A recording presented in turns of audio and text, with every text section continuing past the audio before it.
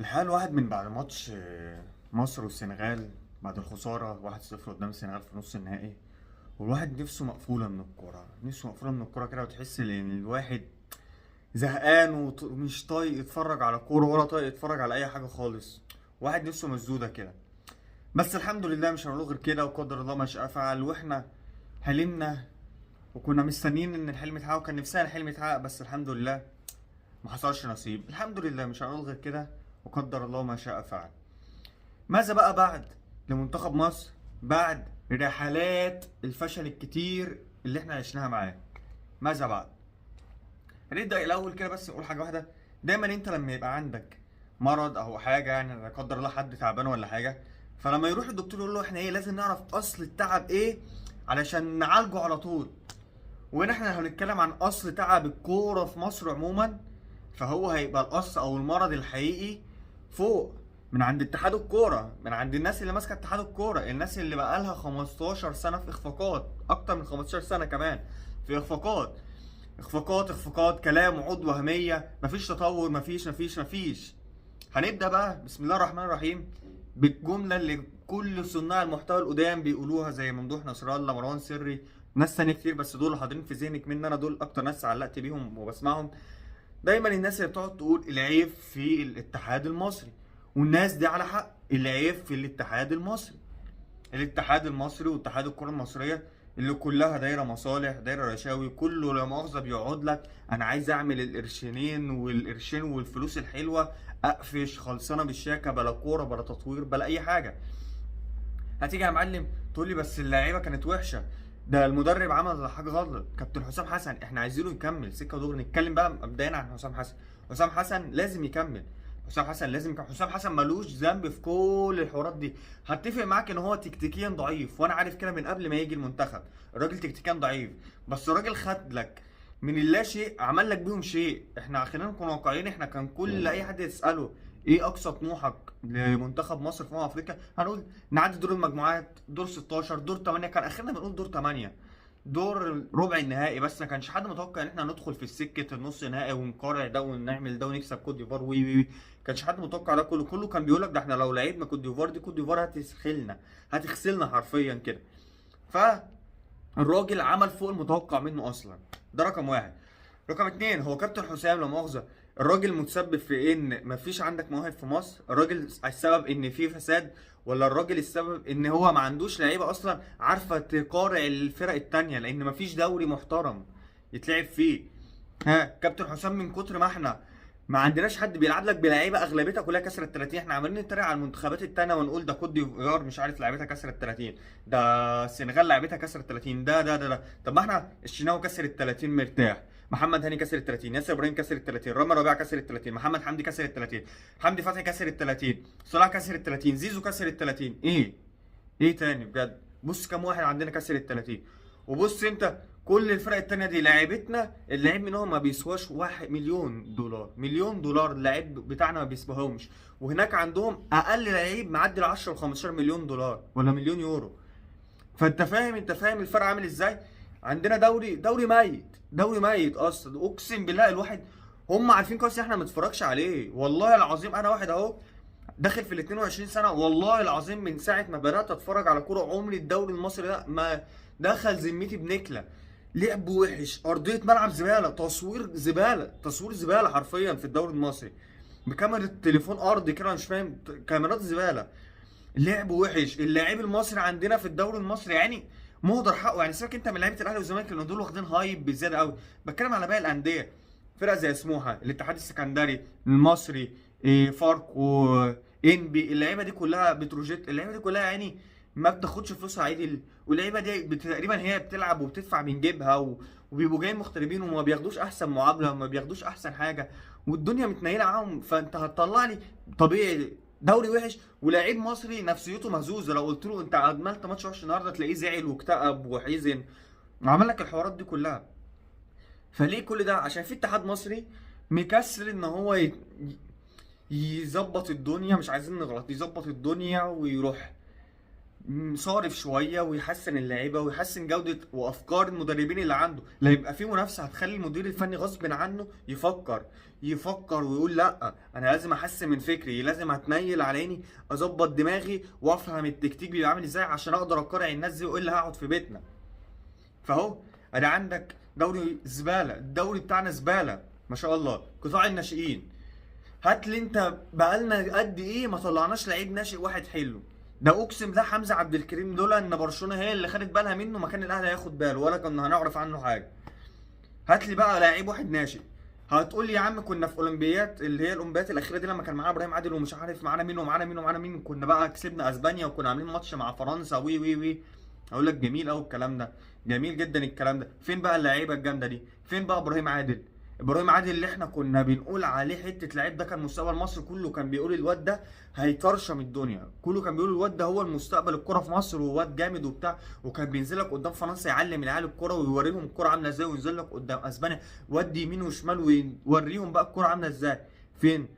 راح لك بيراميدز، جاله عرض من ختافي، عرض من الدوري الانجليزي، بيراميدز قالت له لا انت حرقتنا في الفلوس وانا عايز فلوس، انتوا ناقصكم فلوس ده مبدئيا، وليه بتعطلوا لعيب؟ انتوا كارهين الكوره ومش عايزين تطوروها في مصر، ما تبوظوش لعيبه، ما تبوظولناش اللعيبه اللي احنا بنحبها وعايزين نشوفها. ماشي يا سيدي. ادي ابراهيم عادل بيلعب فين دلوقتي؟ بيلعب في الامارات، مش عارف بقى الجزيره الاماراتي ولا ايه، مش عارف بقى. بيلعب لك في الامارات يا معلم ابراهيم عادل. اتفرج على ابراهيم عادل اللي بينزل لك ناس الكوره، ابراهيم عادل اللي بينزل دلوقتي ده ناس الكوره لدرجه ان احنا بقينا نتفرج عليه كده. لما اتفرجنا عليه في الماتشين بتوع افريقيا ده قلنا لا لا لا الواد ده ما ينفعش يلعب، الواد ده ايه اداؤه ده؟ وحسام حسن ركنه دكه للاسف. ها الراجل حسام حسن حرفيا يعني هو دايما بيقول لك ايه، الخامات الرديئه لها سعر على راي بوب، والخامات العاليه لها سعر تاني خالص. فانت شفت بالخامات الرديئه دي الراجل، ما هو ده اسلوبه، هو ده اللي الراجل ده لازم يعمله. انت عندك في منتخب مصر لاعبين، عمر مرموش وده لعيب فعلا جامد ولاعيب قوي ويقدر، وعندك امام عاشور تحتيه بشويه. محمد صلاح الراجل انت شايف اللي فيها، راجل اصلا جاي لك مخصم لك في انجلترا وعامل لك حوارات مع ليفربول ومع سلوت والدنيا خربانه معاه. وصلاح اصلا من النوع اللي هو بيتاثر خد بالك بسرعه. صلاح مشكلته مع منتخب مصر اللي هو الحاجه الوحيده اللي بتخلي الناس تهاجمه وتحمله المسؤوليه كلها وتقول له انت بتخاف على رجلك، ان صلاح انت بتحسه ما بيحاولش، ودي حقيقه فعلا. صلاح لما نزل قدام السنغال انت بتشوف ساديو ماني على الجانب الثاني، الراجل بيحاول بيرجع يدافع بيساند بيعمل بياخد الكرة بيحنكش بيعمل اي حاجه، مع ان محمد هاني كان قافل عليه كتير، بس الراجل بيحاول. محمد صلاح مشكلته ان هو يروح واقف لك قدام كده، انا مثلا ايه راس حربه او جناح يمين، بيفضل واقف لك في المكان ده ما بيتحركش. محمد صلاح بيقف في مكانه ده خلاص هو ثابت ما بيتحركش، ولا بيحاول يعمل اي حاجه، ولا بيجاري اللعيبه، ولا بيحاول ان هو يعمل فرق او يعمل حاجه مختلفه يعني معاهم. فعشان كده الناس بتطلع تهاجمه، والناس بتطلع تقول يا صلاح انت بتعمل ايه انت بتعمل ايه. هو الناس مش عايزه منك غير انك تحاول. بس يا محمد يا صلاح مش عايزه منك يعني ان انت تبقى نازل بقى اون فاير ولا تموت يا سيدي، الناس عايزه تشوفك بتحاول مش اكتر. والله الناس تشوفك بتحاول والناس هتفرح بيك وهتزيد بيك، ان الشعب المصري اصلا بطبعه غلبان وعاطفي، هيشوفك بتعمل علشانهم حاجه هتلاقيهم شالوك كده على الروس وخدوك يلا بينا يا معلم احنا معاك. بس كده دي حكايه محمد صلاح. هو احنا عندنا مرموش جامد وتحتيه بشويه هو امام عاشور، بس باقي ما باقي اللعبه كلها على الابيض سكه دغري. اللعيبه نزلك قدام السنغال، اما شفت لك لعيبه السنغال بتضحك كده، اللعيبه بتاعتنا نفسيا خلاص اتدمروا نفسيا حرفيا. فيا معلم الراجل هيعمل لك ايه؟ هو فعلا الصح انه كان يلعب لك بالخطه دي، لان هو هات اي مدرب تاني لو كان لعب بقى زي الناس وبتاع وهاجم ما كنتش هتعرف تهاجم زي البني ادمين، وتاني حاجه كنت هتلبس في وشك. وانا عارف ان ومتفق معاكم ان حسام حسن غلط في الماتش ده ما نختلفش، بس هل ده معناه ان احنا نمشي الراجل؟ لا، الراجل يكمل معانا. وانا عارف ان في ناس متصيداله كده وقاعده مستنيه له اي اخفاق، بس الشعب المصري لا، الناس عايزه الراجل يكمل معانا زي ما هو، لان انت لو جبت واحد تاني لسه يبدا باللاعيبه من اول وجديد، ونبدا بقى واحده واحده ونعلم الدنيا ونفهم الدنيا واحده واحده، ونعمل بقى زي فيتوريا والناس اللي قبله وكيروش والناس دي كلها، وندخل بقى في السكه الضلمه، لان هم برده مش هينجحوا معانا ولا يعملوا حاجه، هيروحوا لك كاس العالم هياخدوا على دماغهم ويرجعوا. فايه الحل بقى يا معلم؟ تكمل مع حسام حسن، ده رقم واحد. تاني حاجه اتحاد المصري، انا مش هقول لك بقى يشوفوا شغلهم، انا عايزهم يمشوا، اتكلوا على الله، كفايه ما كفاكوش بجد نهب وخلاص يعني، ما الانسان بيشبع، لسه ما شبعتوش عايزين تعملوا كام تاني بجد والله. كفايه خلاص. الناس بقى جو الوسائط والجو الحمضاني ده خلاص بقى يا جدعان. ونهتم شويه بالناشئين. انا سمعت ان في كلام بيتقال ان كروش بقى هو اللي هيمسك قطاع الناشئين، او هو اللي هيبقى مهتم ومشرف بالموضوع ده. دي خطوه حلوه جدا، ولو حقيقه تبقى زي الفل لو حصلت فعلا. بس نهتم بقى بقطاع الناشئين. يعني انت دلوقتي تقول لي مين في مصر، اعتبر يا عم ان محمد صلاح اعتزل دلوقتي ماشي، مين في مصر بقى هقول لك مرموش وامام عاشور، لاعبين اتنين، لاعبين اتنين في منتخب مصر، مفيش حد تاني.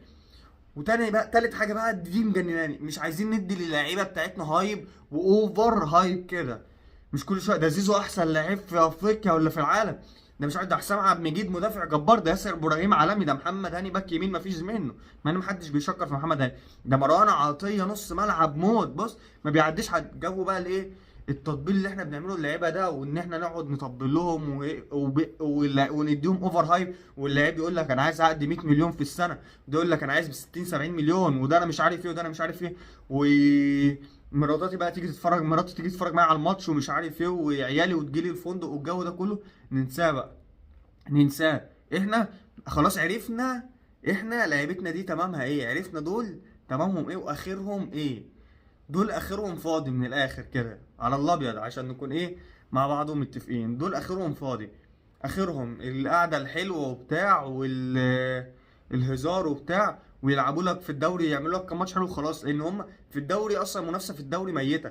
فطبيعي لما يصدموا لك بقى بليفلات اعلى وبفرق اعلى وبمنتخبات اعلى، فعلا الناس جايه تلعب كوره بجد، هياخدوا الصدمه زي ما خدوها كده. العيال نازله قدام السنغال كانت نفسيا خلاص متدمره، متدمره حرفيا. ف يعني يا ريت ما نديش اللعيبه بتاعتنا اوفر رايب، عشان اللعيبه بعد كده تلاقي اللعيب ده طالع لك متنعر لك، ومش عايز حد يتكلم معاه ولا حد يقول له نص كلمه. ولو شفنا كتير، ومش عايزين نقول اسامي، شفنا امثله كتير بتحصل، تلاقي اللعيب تبقى بص عامل لك ازبل اداء انت شفته في حياتك، يطلع لك وتيجي تنتقده او تتكلم عليه او تقول يا عم انت لعيب وحش. وانت ايه اللي بتفهمك انت ايش فاهمك انت؟ خد يد الصفحات، ادفع لي الصفحات، خليهم يطبلوا لي، واللي يتكلم يدور على عينيه.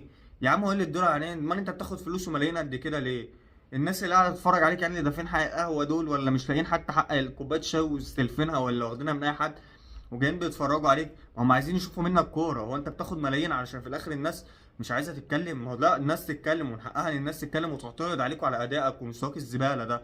نازل لي نفسيا متدمر، وقدام كوت ديفوار عديناها اقسم بالله علشان اللعيبه كانت ملتزمه صح، واللعيبه ما كانتش خايفه، وربنا كرمنا. انما انت قدام السنغال بقى اتفضحت، بقيت ملط. فما علينا، ماتش وعدى وبطوله وعدت، ومش هنهري كتير لان احنا بقالنا 15 سنه الناس بتهري. والمنتخب المصري او الاتحاد المصري ربنا كرمه كده من سنه 2000 ل 2010 بجيل حلو، وعندهم موهبه عاليه قوي.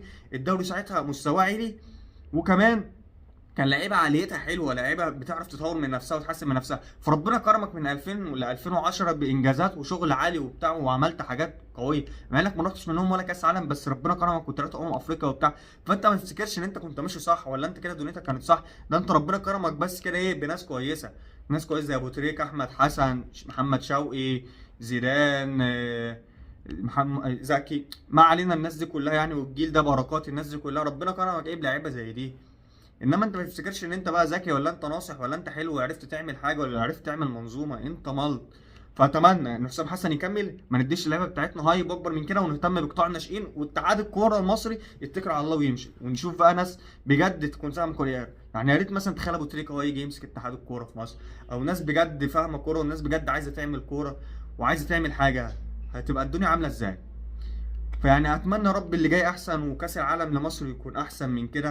ان الواحد بجد من ساعه الماتش ده مخنوق، الواحد لحد دلوقتي مش مصدق ان احنا خسرنا، وقدام السنغال بالذات الماتش ده ما كانش ينفع ان احنا نخسره بجد. بس يلا الحمد لله، واللي حصل حصل. بس كده، كان معاكم احمد ابو سمره. لو عجبتكم الحلقه ما تنسوش اللايك والاشتراك في القناه. السلام عليكم.